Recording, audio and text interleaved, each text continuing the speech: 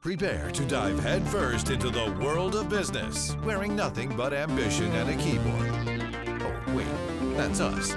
Welcome to the FounderQuest. Well, you're back, John. Yes, I am. Back from Rails World and back to FounderQuest. Much like Michael Jordan, I'm back. It was great for me. I want to hear from you guys as well because I'm curious. I feel like this time, like RailsConf, I basically just attached myself to you two and just followed you around. We got to see each other a ton. And Rails World, it was not that way. I feel like we got to see each other a little bit, but like it wasn't near as much. So I was exhausted from the talking because I went to one talk, the keynote, and then I didn't make it to another one. I had picked them all out ahead of time. I had no reason not to go. They looked awesome. They looked great. I just kept having really nice, fun conversations with people who I hadn't seen in a while or had never met, and it just didn't happen. So it was amazing. Yeah, that was the only Same here. Like I went to the keynote and there were at least a few talks I was really wanting to get to and just didn't happen. For one, it's a 2-day conference, not a 3-day like Rails Conf is. And also you have way more variety of people who are there.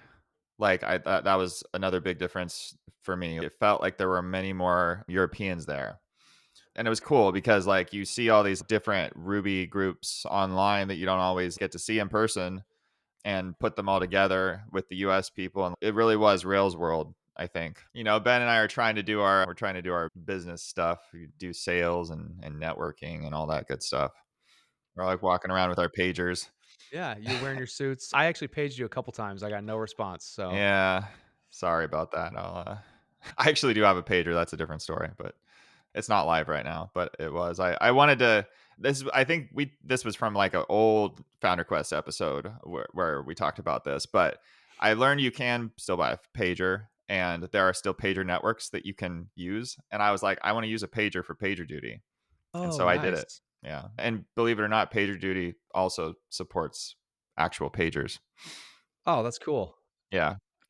They have to. So, yeah, pro tip. That's cool. I'm curious about the pager thing and PagerDuty and being woken up because like I've literally never been on call during the night for a thing in my life. I think technically maybe like once at GitHub, but generally I have not been. And like I guess I've just been lucky. Like I haven't really had any problems because of that. But yeah, like I've heard you guys talk about that a few times, being on call and rotation and all that kind of stuff. And I'm like, I can't imagine. I'm too old to be woken up during the night. I almost feel like that would be my first hire. Yeah, it'd just be like, look, you're gonna be on call 24/7. You don't have to do anything else. I would almost go for that because I'm like, the thought of being woken up, it's like, oh. Yeah, or just like you're working the night shift. Yeah, Ben's basically like always watching our Slack alerts channel anyway. So like he usually knows if there's an incident before the PagerDuty alerts get triggered. That's crazy. Yeah, but yeah, it is nerve wracking, I will tell you. And especially since I'm paranoid about not being woken up. And so I put like, the most blaring iPhone alarm ringtone with the emergency critical or override stuff. So it breaks through my do not disturb settings or focus settings. And yeah, like, it doesn't happen too often, but when it does, it definitely gets your adrenaline pumping. Yeah, and it would take a while to fall back asleep, and then you're looking at a screen, which makes it even worse. You've woken up startling, and I'm like, do you guys have docs internally, or does PagerDuty have docs of like, here's how to make sure things get through to you? And yeah, basically, okay. yeah. Yeah. And then PagerDuty, like we have a rotation, so we're each on call because that's the other thing. Like you can only handle that so much. Like it does make the week more stressful for me, just knowing that I have that looming. Even though we don't have very many incidents, it is a little extra pressure. So it's nice not to be on call like all the time, which was Ben's role at one point, and that's how we created a rotation. That's a lot. We'll see. Yeah. I was waiting to tie it back to that because I was going to say like there's going to be a lot more Rails developers on call for servers in the future if no pass is the way forward, which I don't think. I think that's one thing that I don't know about you, John, but Ben and I aren't entirely convinced of that. I hope everyone likes PagerDuty. I guess if that's a question, not that we have to go into it, but I think I believe in it for certain things and not for other things. Yeah.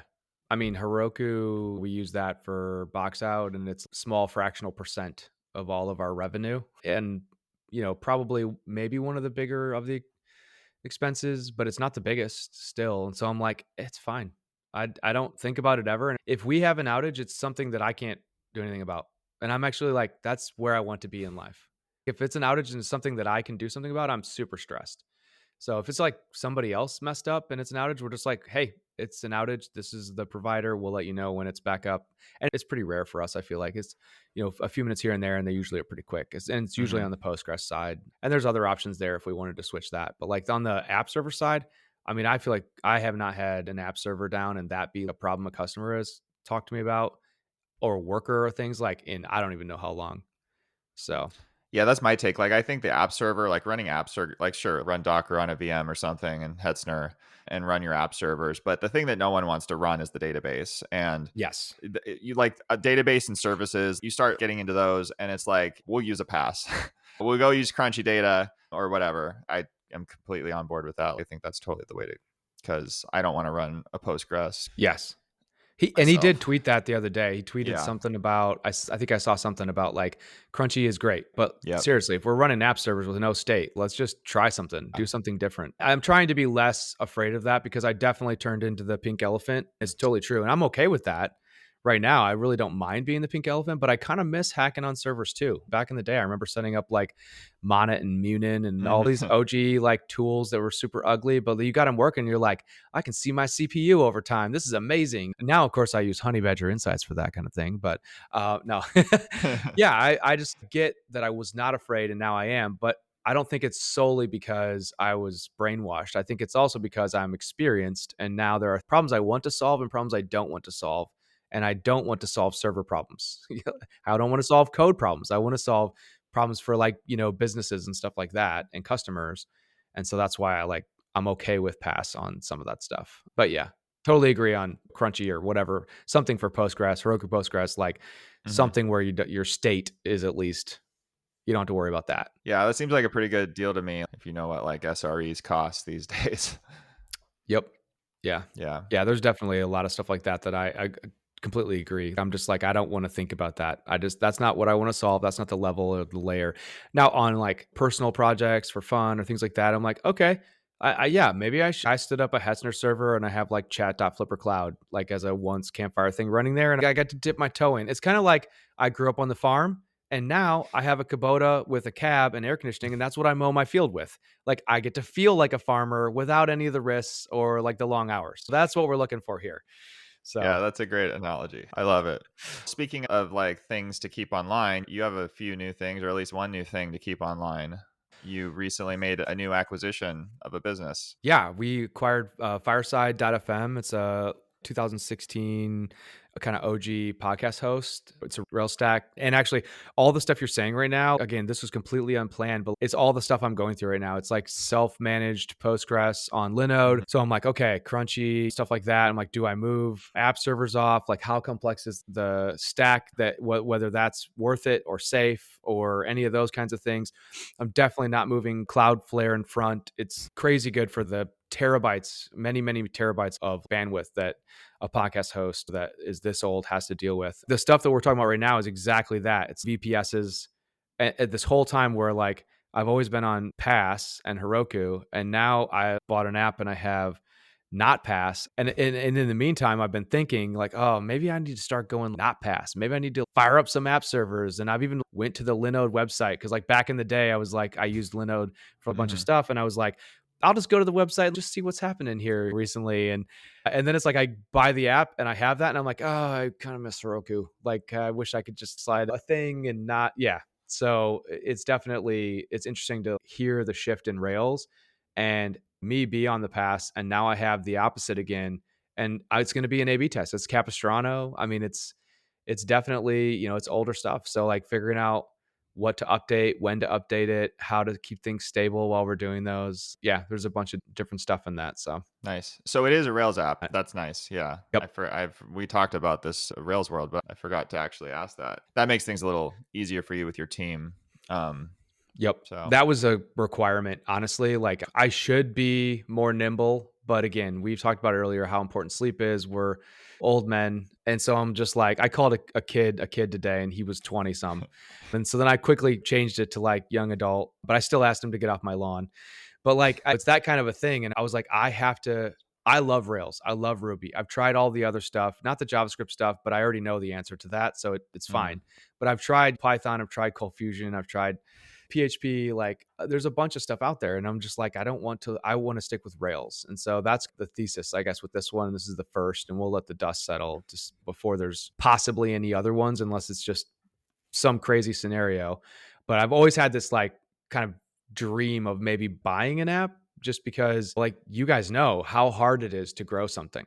And so if you can get that head start, that's really cool to have the links, the people referring to it, the customers paying for it already, customers asking for things already, Mm. especially when you get in the product market fit range where it's making good money and the customers just reach out to them and be like, what do you want? Like, what would be nice? We can survey. We know exactly who the customer is because they're paying us already. We don't have to figure that out. Should I talk to this customer or this customer? And who's my ICP? And you don't have to figure that out. You already know. So I always wanted to do that. And this just dropped in our lap, basically. Like, it was not a planned thing. I've spent many moments where I like looked, like, I don't know if you ever have, but like where you go to like whatever, acquire.com, or like Hmm. Ben's shaking his head again. Ben's like Everybody. Yeah. on there every morning, I think. Yeah. Yeah. Like, there's so many of them. And I've been thinking for like a long time. I'm like, there's probably all these like Rails apps where people have solo or a couple founders. And again, I'm speaking to the choir, but you guys have been doing this for a while, and like, you do it for a long time. You got to find new ways to find energy and stuff. And if you don't, then you just lose the energy, and then they just sit there and they go down. And I think there's more people out there that have those. And so I'm curious about like, and I have more friends that I'd like to employ. So I'm like, that seems like an interesting way if you can make the financial side of things work. And this one just dropped. I've spent time looking. This was literally just like like I wrote in the post, it's like a text on a Saturday afternoon. Hey, what about Fireside? I was like, okay, you know? Yeah, so we'll link your blog post in the show notes. But I am curious. So you get this text from Garrett, and he's, hey, like, do you want to acquire Fireside, which is a podcast host. If you want to start a podcast, that you can go here and it'll handle like the distribution. And I assume, okay. Garrett, I think he had worked on this with Dan before, like as a contractor or something. Is that how he? Something like that. So and also Dan was an advisor for him on Sifter. So they had a relationship already on Sifter and knew each other there. And then also, and like the guy who does the servers on the infrastructure and stuff like that on Fireside also did that for Garrett. And so there's a lot of commonalities between the two. So yeah, that's where it came from. That's cool. This is Dan. Like, Dan Benjamin is a kind of well-known guy. I remember like reading Hive Logic, his blog, like his OG blog back in the 2000s or something. That's one of the most like it's one of my most remembered or like memorable websites that I used to visit. How to install Ruby on Rails on Mac OS, whatever. Like those were like, I mean, I don't even know what I would have done without those. Might have given up on Rails back in the day when it was actually hard. Like, now it's so much easier. But yeah, he's definitely OG. I think he started the first Rails podcast, and then Mm. eventually like it moved into 5x5, and then he handed it off to somebody else, and then they handed it. And again, now it's changed hands several times. But definitely, OG Rails and stuff like that. But also, podcasting and other things. So Well, it's really awesome. I've always been a big fan. It's cool how that worked out. I'm curious about the process of actually acquiring the business, I think, yeah, because you talked a little bit about, and we can get to the partnership, like how you chose your partners and your team and what the roles are. And there's like so much good stuff I think we can talk about. But I'm wondering, like, how do you acquire a business once Garrett texts you and, hey, Dan wants to talk? I assume you didn't know Dan too well at this point. What happened? Like, what was that 2 month? What's in the 2 month period where, you get the text and then you're suddenly signing the deals and transferring money and all that stuff? yeah. I didn't think about that I literally skipped over all the work. That's kind of funny. Like in the It's fine post. Yeah. because that it gives us something exclusive Yeah. for this There you go. podcast. Yeah. I saw that. I'm like, okay, that's what I'm gonna ask him about all that stuff. And honestly, that's the stuff that's been the last 2 months. And that's the stuff that's the most interesting to me, because but I think a lot of people are just like, oh, business, whatever. But I'm like, again, it's like I'm seasoned in Rails, brand new to some of this stuff. And so that was the stuff that was really fascinating. I guess how it went down was like, he sent that text. And I was like, yeah, sure. And then he texted Dan, would you want to talk? And he's like, yeah, sure. So he gave me Dan's number and I was like, how about I call you in like an hour? He's like, cool. So I was finished up some stuff outside. So I just called him and like I literally just paced around on my deck as we're talking. And I was just like, Mhm. tell me what your goals are. Like, what do you want? Because I was like, none of it matters what I'm thinking if I'm not going to meet his goals. And so I was like, why do you want to sell? Why did you start it? So he went back to the beginning. He's like, this is why I started it. This is how I grew it. This is when it stopped growing. And this is why. And he went through like, these are the other offers I got and told me all the details about them. And he's like, and I said no to them. And so then I'm like, oh, maybe I can't get this, because I'm looking at it from the standpoint of like, if you look at it from just money, like those are great offers. I'm not going to offer what other people have. And so we went through all that stuff. And then at the very end, I was like, okay, like this is cool. So like what I hear from you, I just repeated it back. I was like, I hear that you want to find a new home. So the customers are taken care of. They're not like harvested. Like you don't want this to just be like Chartable that just got bought by Spotify. They shut it down, take the tech, He done. doesn't want to like some private equity firm to come in and just chop it up and yeah. Exactly. And so like you want it to live on. You want to deal with like nice people and you don't want to be on the hook for a long period of time because you're really busy. And that's why you're interested in selling is because you're really busy. You don't have time for it. So the thought of a long, arduous due diligence process or a long, arduous like handoff period or a 6-month retainer with like a kicker at the end or like any of these kinds of things is just like, I don't want any of that. And so it's like, once you learn all those kinds of things, you can say, okay, well, now we know all the levers that we can work with to come up with something that works for everybody, which is the goal. Like you want everybody to be like, yeah, this is okay. So I think that was probably like the first thing was just that first call. And then at the very end, like somehow watches came up. Everything comes back to watches. And so somehow watches came up and he's like a huge fan of mechanical watches. I am also. And I was like, oh yeah, I'm a huge fan. And he was like, no way. And so then we start talking. And so then we've got a rapport. We've established friendship. We start immediately texting watch picture, back and forth before we've talked price and any of this kind of stuff. A watch was involved in the deal. I was gonna ask, you've got to have like, there's got to be some kind of in-kind trade or. Yeah. I shipped it like 2 weeks ago today. There's a part in my heart that still kind of misses that watch, but I know it's on a nice, good hairy wrist like mine. And so it's okay. But yeah, that's how it started. And then it's just at some point, I was like, okay, now I know where he's at, but I don't know what offer he would say yes or no to, how he's valuing it. So I was like, look, I'm probably going to finance this. The only way that I'm interested is probably to do that. I've never done that before. I don't want to put all the risk up front. I'd rather finance it, spread it out over time. And I don't want to, I hear from you that you don't want to sell or finance it. You just want to be done. And so I was like, well, what I need like P&Ls, like taxes, things like that for like at least 2 or 3 years. I know a bank is going to ask for that first. So we got those. And thankfully all that was like in really good working order because Dan was like, maybe a couple years ago was like, let's do this as a real LLC, get an accountant, do all those kinds of things. That made it super streamlined. So I took those to the bank. They were like, this sounds cool. And they gave me a couple different options and stuff. I can talk about that if you want to. But basically that was like the start of it. And then I was like, okay, I'm not doing this by myself. So now I've got to like Avengers assemble. And so it was like, okay, who's going to be involved? Well, Garrett was like, yeah, I definitely want to be involved. And he's like, dude, I've been thinking, what if there's like more out there like this? Like, what if we do this, get it under our belt and just standardize the process of taking over a Rails app for people and continuing it on and hiring and have some shared services like at the top of a holding company because you don't need a full-time marketer for quite a while. You don't need a full-time this and that. It's like, what if you shared some resources across? And I was like, funny you say that. Cause like that's literally been like everything I've been thinking about for like 3 or 4 years.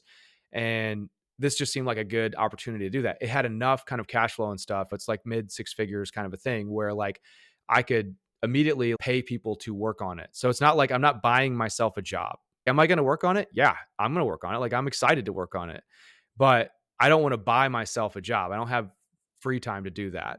So those are the stages. Go ahead. You're going to ask Oh, I questions. was just going to say, like, you also wrote a recent blog post, How to Find a Business Partner, which I think you talk a little bit about this. Like, you didn't want to do it yourself. I agree. Like, it's much less scary and it's nice to spread the responsibility of running and owning a business around if you have co-founders.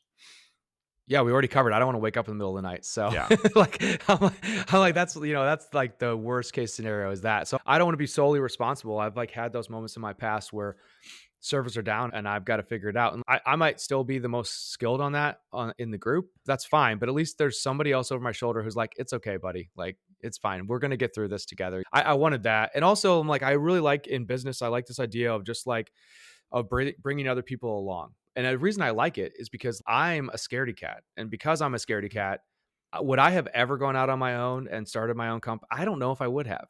But like Steve went out on his own. He started a company. He started getting some consulting revenue.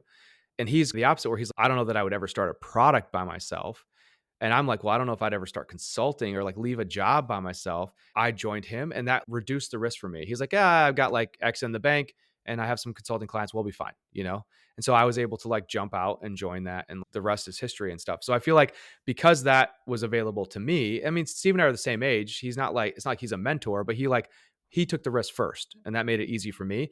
And so I try to like actively do that for other people. Like my goal is these are some people that are working with me that probably won't take this risk on their own, but they see me like having taken the risk and they're like, I want to do that, but I'm a little bit nervous. And I'm like, what if I just put a little bit of padding around it? And then would you?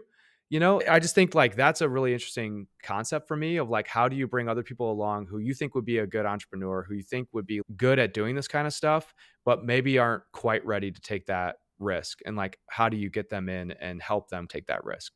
So that's the other reason that I wanted other people is not just to not do it alone, but also just because I like bringing other people along if I can be helpful in that way, just like other people have helped me in the past.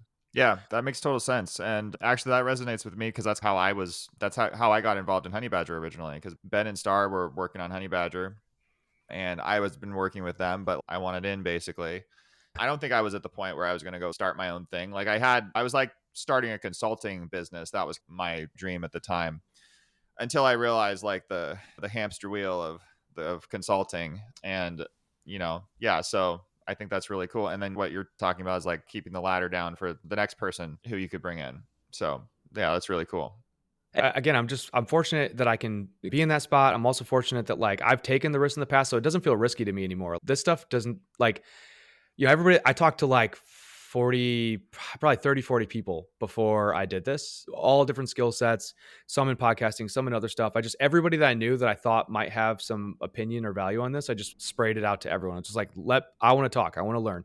So I did that. And the number one question everyone always asks is the first thing I thought is like, well, what if it goes to zero? And I'm like, oh yeah, that'd be terrible. But they don't do that. Like realistically, this is kind of sat here and chugged along. You've got like this spectrum of apps. And on one hand is an app that's like hard to get into, but once you're in, like it's really sticky. And then on the other side, so it's like a content management system or something like that. Like to switch all your content out is a lot of work. So you're like, I'll just leave it and just keep paying. It's fine. And then on the other side, it's like an analytics system. And maybe we've even talked about that on here, but like analytics, you just drop a JavaScript in. You can have it in while you have other analytics to try it. And then you can be like, I don't like it and take it right back out. It's very not sticky. And so it's easy to get in, easy to get out. And I was like, what is this app? And I'm like, this app is hosting. This app is creative work that you want to stay up forever for people to consume. Even if you stop podcasting, like you don't want the podcast to disappear from Apple Podcasts or Spotify or wherever. And yeah, I imagine that's a huge pain to migrate. Yeah, exactly. So I'm like, to me, this is that kind of an app. It's not going to go to zero. It's not a real thing. Even SaaS apps that are not as sticky don't just go straight to zero.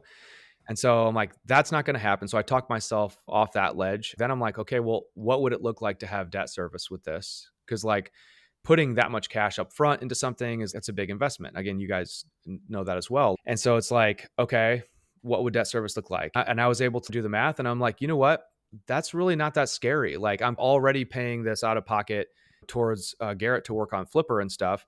So the alternative way to look at it is I'm buying Fireside to fund Flipper. There's almost like that kind of a scenario going on where it's like nobody else maybe like, so of the people that Dan talked to, like they're either too small, can't put a deal together. It would be like seller finance. Dan's taking on the risk that they're going to even run it well versus like just letting it sit until it goes to zero, and like none of those options sound good. The alternative is somebody bigger comes in and buys it and they basically buy it for a smaller multiple, shut it down, harvest the customers, that's not great for him either. And so maybe there's this in between where we can make those things work, where we're like, okay, let's find a purchase price that kind of works. Well, everyone that I talked to said, if you can get a SaaS app for 2.5 times EBITDA profit, whatever you want to call it, that's a no-brainer. Like you should definitely do that. That's a good price. 3, good price. Like not a great price, but a good price. And more than that, like 5 or 7, you got to have a plan and you probably got to be pretty funded. And so I'm like, again, I joked in the post, a merry band of like SaaS people that I work with. And so I'm like, if Garrett can do some dev, Chris can do some marketing, like Steve can help with strategy, like that kind of stuff. And everybody puts in some capital and everybody puts in some, not everybody, but Garrett and Chris will put in some work, sweat equity. And then Steve is just like a passive investor, just for now. Like he might work on it someday. That's fine. But there's no expectation of him to work on it. You figure that kind of all out and you're like, okay, well, that would reduce our debt by this much. And that means we have this much profit. And if we take these amounts of salaries, because we're working on it kind of part-time, and maybe this person's working on it more, so they'll get more because we're going to value the effort. But like these 2 people are going to get the same equity because one's maybe going to work more, but one's putting in a little more money. So that evens it out. Like, again, you just have talks. And that was a lot of it. It was probably 100 some hours over the course of 6 weeks or something like that. It was just like a lot of phone calls with all the people, organizing everything, the bank, all that stuff. And then it's like, okay, now it's just like, how do we finance it? What do we choose? Do we do an SBA loan? Do we other stuff? Which I'm happy to go into like those kinds of things as well, because I learned a lot. But I feel like the key thing was just like, nobody else was going to get the deal done but me. Like just the spot that I was in, I had the collateral to put up. I had the team that could help me with it right away. And because of that, I was the perfect buyer. Just lucky, just super, super lucky. So figuring all this out, when did the letter of intent come? Had you already like given a letter of intent and then you like went and found the team and worked out everyone's equity? And I know you eventually started an LLC to be an umbrella over all of this, but what was like the deal process in terms of like, as you're figuring this stuff out, spending those 100 hours? So it's probably 10 or 20 hours in when I like basically Dan and I did a handshake over the phone to say like, does this price seem fair? I was like here on the left side, he's here on the right side, and we met in the middle. It was literally that simple because I was like, you know what? I'm not going to go in and do crazy hard due diligence and waste all your time, which I think that's your valuable thing right now because you're putting a bunch of time into other things. So I'm not going to go in and say, how many annual accounts do you have? And how do you prorate that based on when they paid? And like, how much is in the bank? And we need to have working capital. And I'm not going to go through all of that stuff. And then if you can just help me with the price so where I don't feel sweaty at night. And so that was basically, I would say maybe 2 weeks in, and probably 10, 20 hours of like, probably 5 hours of conversations with Dan and probably 10 plus with various other people. Like I talked through it with Steve. At that point, he I hadn't asked him to be in. I was just like, what do you think about this? I talked with Garrett a whole bunch because I knew Garrett was in. It was basically originally at the beginning, it was just Garrett and I. And then I was like, hey, I want to bring in my friend Chris because I think he could really help us with this. Chris and Garrett have never met ever. And so I was just the transitive property of trust between them. We did one Zoom where they got to meet each other and say, hi, I'm now going to be your business partner. But they hadn't met in person. Yeah. Have they met in person yet now? No. Okay. No. Yeah. I was going to say. So because like we were the same, like I met Ben at one point, but I hadn't like Star and I hadn't met in person for, I forget, probably the next year after we started the company. It was, it was like, just like the internet is a wonderful place. It is a wonderful place. And like with that, I was like, okay, so that got us to a price. And I didn't ask anybody else. Like, I didn't really say, do you think this is a fair price? Are you okay with this? Or like, I mean, I talked about it, but for me, it was really like, look, if I'm going to put up the collateral and I'm going to do the work, I'm just going to come up with a price that makes sense. And then I'm going to come up with something fair for other people to join. And then if it's not fair, tell me and we'll negotiate it. And we did. I bumped all of them up percentage wise from what they were at the start in my head and what I told them. And then I bumped it up even higher at the end. And then I had to bump it down 0.1% because of banks. And I can explain that as well. But that was probably the first couple of weeks was just like, get to a price, no letter of intent, no signed anything. Dan was like, you're the person for this. I'm not going anywhere else. I'm not talking to anybody else. I've said no to any other offers I have. we're going to figure this out together. So I didn't do a letter of intent. I didn't do any of that stuff because I was like, we're good at this point. I've operated on handshakes with Steve back in the day. I've operated on handshakes with the GitHub guys when they bought us. Like we were like, we can start now or in 6 months. And they're like, let's do it now. And then the lawyers were like, no, you can't do this. And we're like, we just did it. Sorry. And then 3 months later, we signed the paperwork. And I'm like, it's okay in some instances, you can get away with that. Papers are for when things go horribly wrong. Like that's what papers are for. So I was like, there's nothing that can go horribly wrong in this other than he sells it to somebody else. And like that, it was meant to be then, that's fine. So once I got a little farther with the bank, they're like, we need something in writing. Like we're not going to send this to the board for approval. The bank won't take a handshake deal. They won't. They wouldn't do it. I said, I got my hand. Would you like it's not sweaty, but they were like, no. I quickly just did a letter of intent. I have a friend who's a lawyer. He helps me with basically all this kind of stuff. And he whipped something together. I sent it to Dan. Dan's like, good, signed it. We gave it to the bank. Bank was good all the way until like basically 2 days before closing when they were like, we need a purchase agreement. This isn't enough. And we're like, okay. So we made a purchase agreement really quick, same thing. And then we went back and forth a little bit about like stock sale versus asset sale and things like that and tax benefits for him and all that stuff, and eventually worked it out. So I would say like, going back to that original question, like the first week or two is like, let's be friends. And now it's cool. We're friends.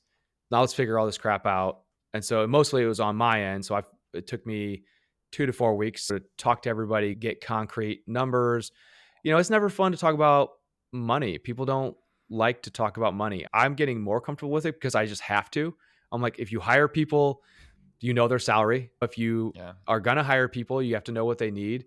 If you're doing equity deals with people, like you have to talk about, like Garrett and I are very frank about money and finances because I was like, look, I want you to work full time on Box Out and Flipper. Like, what do you need? How do we do this? Well, I can give you more here, less here, but ownership, more here, but no ownership and all that. So like, I've got some practice with it. But that still took a while because not everybody, it does that as much. So that's kind of like, I guess that's that portion. Does that answer that all kind of? Okay. I think so. Cool. I started to sense I was rambling. Well, I do want to hear some more about the financing. So you decided that you didn't want to throw down the cash, and Dan had already decided that he didn't want to front the cash. He didn't want to be the lender. So where'd you go from there? And how'd you decide what to do? Yeah. So thankfully I had just recently done 2 smaller real estate things, smaller from my standpoint of investment. So one was a small one where I bought a building with Chris, who's on this as well. And then he has inside of it a print shop, like t-shirts, swag, that kind of stuff. And he bought the business with his mom. And so because that we had an existing relationship with a local credit union. And then we used the same credit union for a different real estate project where there was more people involved. And so I had enough of a relationship with that lender and that person who was running point on that I just kicked him an email. I was just like, I'm interested in financing this. Can we just talk and just tell me if it's possible or not before I say yes or no to the other side? And they were like, yeah. So we did a really quick talk. It was 15 minutes. And I was just like, okay, how does any of this work? And he's like, we don't lend for software because we don't know how to run software. So if you want to do software, the only way to basically do that is with personal guarantees or collateral. And so you have 2 routes there. And so the personal guarantee route, you go at like an SBA loan, and the bank will do that because the government's backing it up to like 75%. And so what they typically want you to do that route with the SBA loan is they want you to put down like 10%. They want 15% of like seller financing so that they know the seller is going to help you transition this. And then the 75% is what the bank does because they know that's covered by the government anyway. So there's literally no risk. It's free money for them. And so if you go that route, your interest rate is basically like, I don't remember what he said, like prime plus 2 or something. And I was like, ChatGPT, what is prime plus 2? ChatGPT, what is prime? Okay. And if I do, what's a BIP? What's like I'm just putting in all the things. And I realized, okay, that's like basically like 11%. And I'm like, that's quite an interest rate. And so that was like the start. And he was like, we can definitely do this. I'll talk to my people and see if they're okay. I did several of these at my previous job. I'm comfortable with them. I don't know if this place I work now is. So he went back, talked to him, and he's like, I don't know how comfortable they are with that. And I was like, well, I'll be honest. I don't know how comfortable I am with 11% interest rate. That feels like you're literally risking nothing and getting 11%. That's how do you get in that job? I would like to do that. I want that job. Exactly. And so I'm like, well, what's another option that I can do? I was like, can I like take out a mortgage? I said, my house is paid off. Can I take out like a mortgage, or can I I have some farmland with my split joint tenants with my dad. I was like, can I do something with that? That's paid for too. And I was like, I have collateral, but I don't know what to do with it, And they're like, oh, you have collateral? Yeah. Oh, we can help you. Let me show you this shiny interest rate that's much better. And it's really cool. And also with an SBA loan, before I go to the other side, you have to pay it off in 5 years. 10 years is the max. And so you're talking a really jacked up rate. And when I was looking at it, I was like, on this deal, basically at 11% interest rate on a 5-year payback, over half of the free cash flow was just going to go to that. And I'm like, I bought myself a job if I do that, because I can't really pay anyone to work on it, or at least not as many people as would be necessary. And that just felt too risky. So I was like, okay, what's the next option? So then I went down the commercial loan path. And so they were basically like, look, the fastest and easiest way is you just do a commercial loan. You do house or land or something else as collateral. And then what we do is, as a bank, we give you different percentage of appraisal value is click a button, receive funds. So if you put your house up, they deal in houses all the time, super comfortable with houses. And they're like, you know what? Houses don't just drop 20% overnight. So they're like, we'll give you 80% of your appraised, value. If you own your house, that means, and your house is worth 100,000, they'll give you 80,000 and done. The interest rate, they don't lock the interest rate in when you start talking to them, which is really good, because we had a couple drops in the 2 months. Thank you, Fed. And because of that, when I started, I think my interest rate was going to be 7.25%. And when I actually signed the paperwork, it was under 6.5%. So it dropped a significant, almost enough that you would refinance. Refinancing is I think in the 1 to some % range, where it's worth refinancing and paying the fixed cost to lower everything. I thought, well, that's pretty cool too. And so on a different thing, that they're not as good with farmland. So farmland, it's well, what do I do with this? And they're not as good with software at all. They're just not going to do that, period. But with farmland, they would do 50 to 60%. And so it was okay, well, farmland, it's going to be close. The house, it's not going to be. Everything is fungible. Worst case scenario, if it goes to zero and I have to liquidate a bunch of whatever investments and then pay it off, or if I don't want to do that, I have to sell the land and pay it off, or I'm not going to lose my house, basically. At this point, I was I have other things that I could figure this out if it went to zero and I still owed the money. And so that was the side. So it's basically you can either do a SBA loan or a commercial loan with collateral. I went commercial loan with collateral. I got 6.5, below 6.5, I think, interest rate, which I talked to several people who are really into ETA, which is entrepreneurship through acquisition, and including Jess from Indie Rails. I'm going to throw him out. He's been an awesome resource, and he crosses T's, dots his I's, knows all this stuff inside and out, because he's been listening to a lot of podcasts about it and doing a lot of research. And so he told me a whole bunch of stuff that was super helpful. But I got a very good interest rate. Everyone I talked to was like, how did you get that? And I'm like, I just signed my name. I don't know. I got really lucky. And so the way they work, I did a 15-year term, because I could do any term, because they're like, well, we got your house, we don't care. Right. And so I was like, let's do 15-year. That gets my payment akin to what I was paying Garrett before. It's more, but it's similar. And then additionally, I can pay it off early with no prepayment penalty. Nice. And I was like, so you lower the risk cash flow wise, but you can pay it off early with the profit. So that was my approach, basically. So the goal is to pay it off. Initially, it was pay it off as fast as I can, 3 years. Now I'm you know what? Some amount of leverage is actually it's okay. I don't have any really leverage anywhere. I'm I should just use some leverage. Someone is giving me money for free to make money with it. I should try this at least for a little while and just learn to stomach the fact that now I owe somebody something. Yeah. Lots of people say it's smart to do that, and I should at least try it and see what happens. So that's the bank route. Yeah. I like the long loan term with no prepayment penalty. I did the same thing with my house.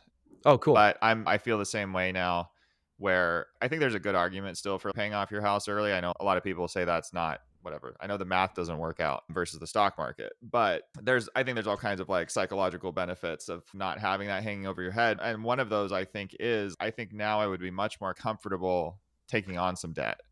Yeah, good point. Because I just feel more stable. That's a good point. I think that's exactly it. If my house was mortgaged, the land was mortgaged, my cars were all mortgaged, like if all of that stuff was, and then additionally, I'm financing this software thing, I'm doing some real estate stuff, that's a lot of risk. That's how you end up in a bad spot. And like how you don't is if you, again, you guys know this, entrepreneurship is just risk reduction. It's like, I feel like it's less risky to have three things than to have one job. Like, I realize that you might think not you guys, but someone else might think that's different. But I'm like, it's not. You get laid off, boom, you're done. And I've seen that happen to friends over and over. And I'm like, it's way less risky for me to have. I joked the other day, I was talking to somebody and I don't know, do you remember Trace Kamas from Silicon Valley? Yeah. So like, I was like, I don't have Trace Kamas. I'm not even close to Trace Kamas. Russ Hanneman or? Yes. Yeah.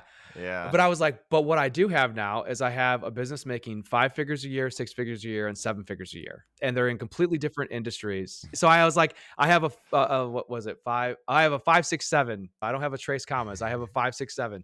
And it's a joke, but it's funny, but it's also like, that's diversification to me, is spreading it out like that. And I would love to spread it out more. And then I can maybe hire more friends and stuff like that. But my wife was like, I joked about something just a little bit ago, and she was like, "You're not going to buy another one." Like, all right. I was like, "Well, I'm talking on a lot of podcasts. Maybe I'm going to get some good deals." Yeah. I was like, I don't know. And Garrett's like, "No, let the dust settle, bro. Let the dust settle." But I don't know, John. We got this other business in the corner we can sell to you. Let's talk after. Yeah. So, yes. It is like, I think it's really fascinating to me because it's just some skills that I have actively tried to learn over the last 2 or 3 years. Never got to apply them, really a little bit at Box Out, but not much.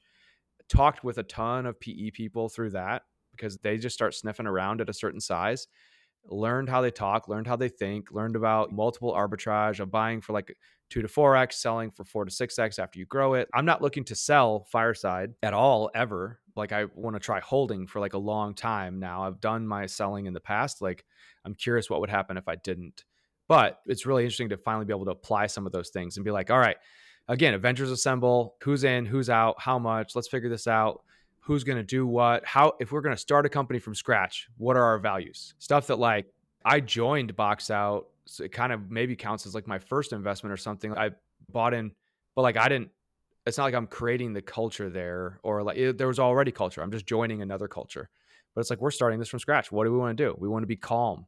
We want to like cash flow. We want value. Like the value that's coming out of the company goes to those who contribute, whether it's capital or just even writing some of those things down was really neat. So sorry, that was a lot of talk. And this is pretty good software. Is the name of your new company. Very good. Yep. Right? Very good software. And that's very good software. Very good. Pretty good. Very good. Sorry. I'm sorry, John. It's from Parks and Rec. If no one's seen it, you can view the source on verygoodsoftware.company. And the YouTube URL is linked in there to Ron Swanson's Very Good Building and Development Company. And he does a commercial and he's like, buy our very good buildings or do not. We are not beggars. I got to watch that show again. It's so good. Like, I love he that says show. Nothing forever. And he just looks at his clock and he's like, commercial done. And I'm like, that, I love that. So you got to put Ron Swanson in like the humans text on your domain, like. Yes, that's a really good call. That's a really good call. I didn't even think about that. Your benefits package must have a treat yourself line item, right? Oh, once a year. You got your 401k, you got your health benefits, and then there's the treat yourself. Yep. That's one time a year the company will help you treat yourself. Yeah. Yeah. That's a great idea. So you've got your Avengers. What's next for you all? Like, what's next for Very Good? We got to deploy the app once. So that's the next goal. And I'm not even joking. Like, again, it was last month. So, recording on Thursday. Monday was a week of the signing of the papers. Tuesday, we kind of started transferring stuff again a week ago. So we're on day like 10. We've got most of the stuff. Transfer the Stripe, change the bank, I had to get a credit card. I was like, oh, I don't even have a credit card to pay for anything. So I had to put in my personal one. And then it got the Cloudflare bill dinged on it. And that's like literally the biggest expense. So now I got to reimburse that. And again, it's all the stuff that next time I'll be much better at someday, but this time I wasn't. So the goal for this week is to deploy, get our SSH keys on all the servers. We got that now. And now we got to do a cap production deploy. There's currently a branch deployed, so I need to merge that branch and then get that kicked out, just so I've done it once and I'm like, okay, cool. Now I can change it from made in Austin with heart y'all to whatever, made in Colorado and Indiana or whatever we change it to. Or tips from Dan becomes tips from us kind of a thing. So we can start doing those things. That's really the next step. And then we've taken a very conservative approach to this again, because like debt ratio to profit that's coming in is maybe like 25% or 20% or lower. I'd have to do the math to know exactly, but it's pretty low, especially once we get, like, the plan is all the other guys who are contributing, when their money comes in, we're just putting it right on the debt. So we're going to lower the debt so that, because as soon as that debt gets paid off, there's a lot more, the profit gets used for that instead of for paying off the debt. So that's good. And then additionally, we don't have the debt service, which is X amount of the cash flow. The plan is basically conservative. It's, look, the first month or two, we're on Ruby 2.7, we're on Rails like 6 or something. So let's get to like 6.1, 7, 7.1. Let's get to like, not like, we don't have to be perfect. We're not gonna be like Rails 8 beta or like stuff like that. We're not switching to Kamal overnight. Like, but I'm like, get some stuff updated so that we can iterate. So that's like the first really like month or two, is just, the goal is like, don't mess anything up and get some stuff upgraded, which we have a lot of experience with. I think we're Bootstrap 3, so maybe we try to get to Bootstrap 4 or what, stuff like that. And then the goal is that's the rest of the year, because we're October, so we have 2-3 months left. Who works in December? Am I right? Right. We don't. So right. Yeah, exactly. And so that's the plan for the rest of the year. And then next year, it's like, okay, what are some things that we can start hitting feature wise? So Garrett, when he worked on it back in the day, was working on dynamic ad insertion. And it was basically like all written. And it was just sitting, waiting to decide on the pricing and ship it and stuff. So we're definitely going to look at that, because the functionality is all there. So it's like, okay, how would customers want to be charged for that?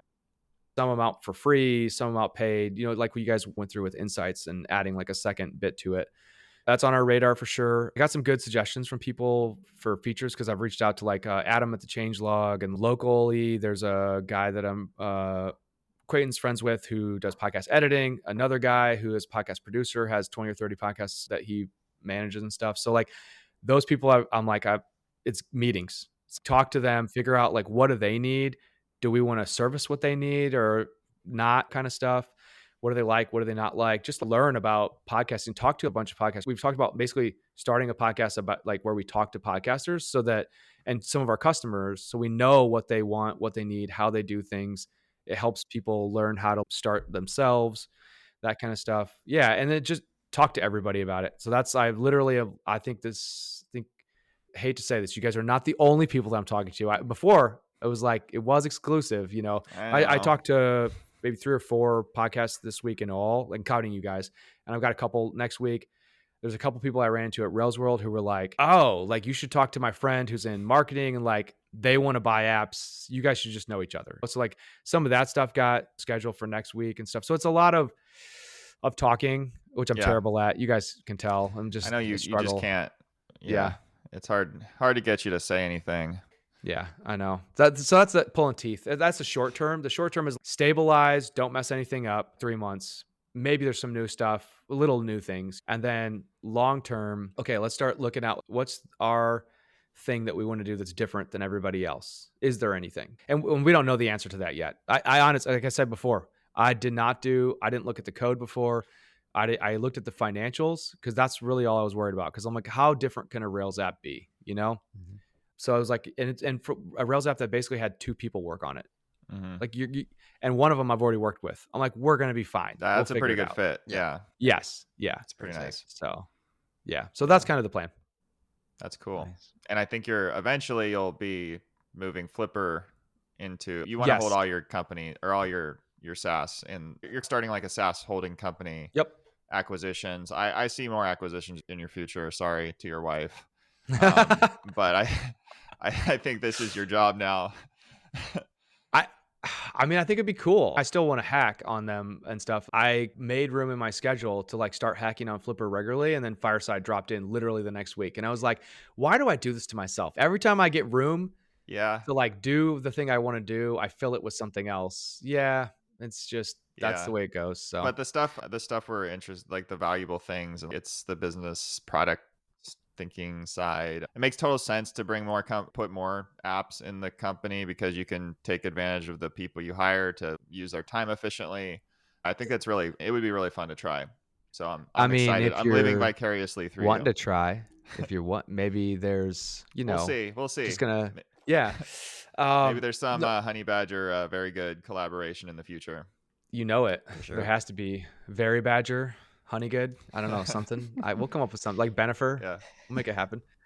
I was gonna say on that front too, like honestly, the reason I want to merge Flipper in is 100% to align incentives, because I feel like, again, reading too much Buffett, but I'm like, the number one thing in a company is what are people's expectations, and then what are people's incentives.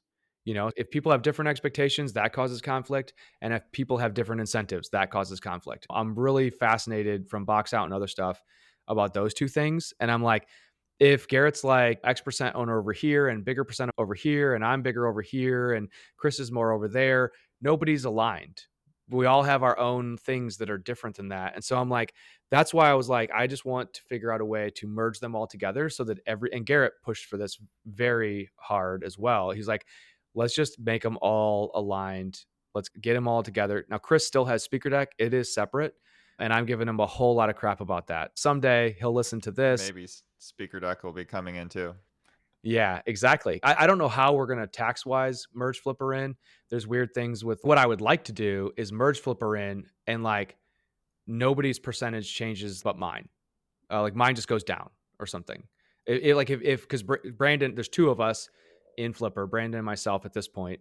And because of that, we can merge it in and then he'll just dilute, but then it would also dilute the other people. And I don't want to dilute them. What I want to do is just give him some of my percentage to move my percentage and his percentage in, or maybe it's better if we just give him cash and buy him out or buy us out, or so. I don't know.